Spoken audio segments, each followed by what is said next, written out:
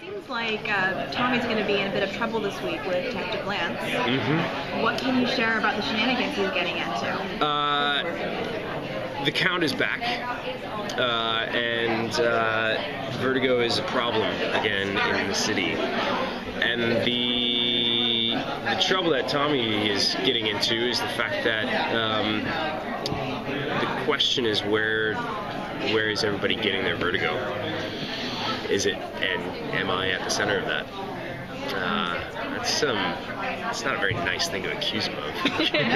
He does have a shiny new club. Yeah, he has a shiny new club, and the first incident, I will say, happens as a direct result of the woman being at his club.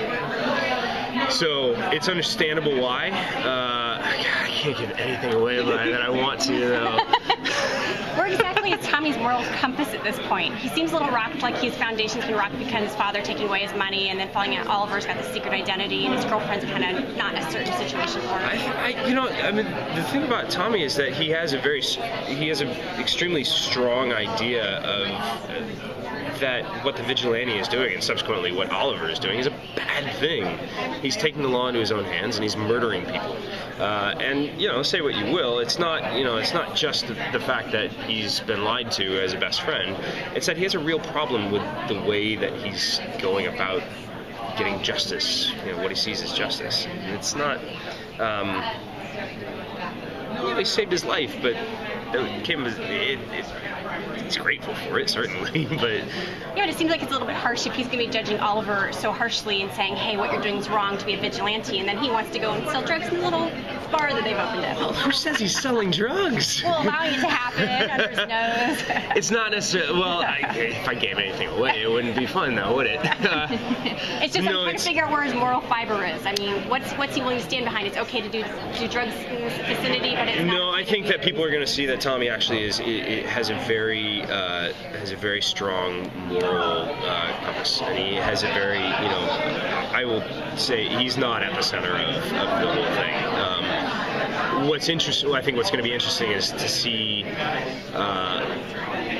how he deals with being accused, not only by Detective Lance, but by his best friend, and who's going to actually stand by him.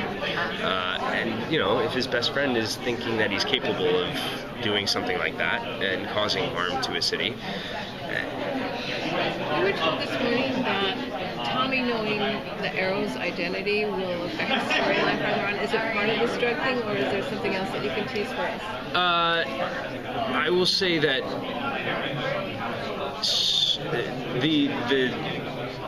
the relationship that the three of them have between Tommy and Laurel and Oliver is going to come to a head very quickly. And it stems from the fact that Laurel has this fascination with the vigilante, and now I know that the vigilante and the man who is still in love with her are one and the same person. It doesn't really bode well for things going well, does it? Well, along those lines, Mark was saying that the end of the season is back to the love triangle. How much of that is maybe because Tommy isn't paying as much attention to Laurel, like he really wasn't there for her with her sister? How much of it is Tommy's fault?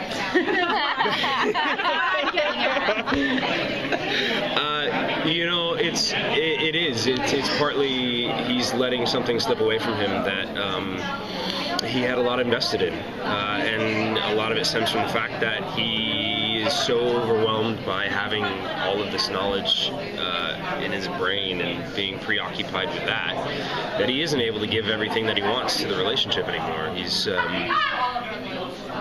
not the boyfriend that he could be. Talk a little bit about when you found out, with a big storyline change, with a big arc change, do they pull you aside before the script comes out and says, hey, we're going to be doing this? Or are you getting the script and saying, oh, shit? That.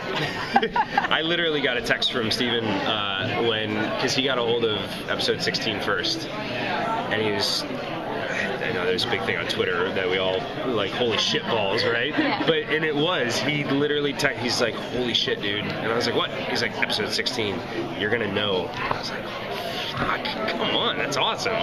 It's, they hold things pretty close to their chest. And I like it, because ultimately the fun part is being able to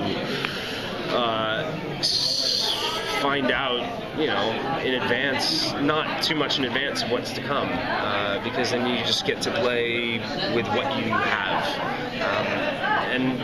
I'm sure I had an idea of where my character would be at this point when we did the pilot and found out we were going to get picked up.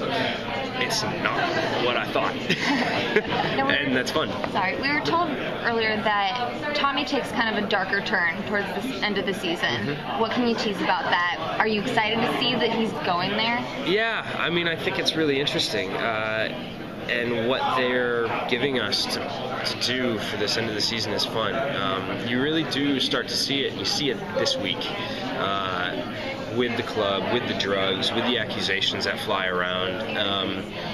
And you're going to see Tommy and his father coming close together as a result of that. He's standing up for himself finally. It's he's really kind of putting his foot down about a lot of stuff. Do you feel like Tommy's dark turn stems specifically from the fact that he's been keeping Oliver's secret, and then Oliver's going to turn around this week and accuse him?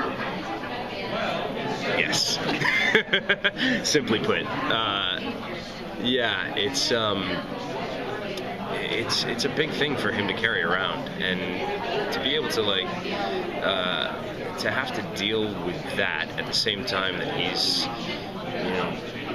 trying to have a normal relationship in his life. It just doesn't work. It's like a burden that he doesn't need to bear. Yeah, but he has to.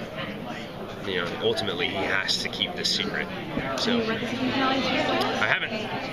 I'm sure it's gonna be good. I can't tell you. I know what's gonna happen. Well, okay. Well, then on that note, since episode 16 prompted the holy shitballs response, what kind of response do you have to the end of the season arc? Man, it's huge. It's gonna be huge. Holy shitballs doesn't quite cover it, I don't think. It's gonna be, yeah, that's all I can say. Yeah.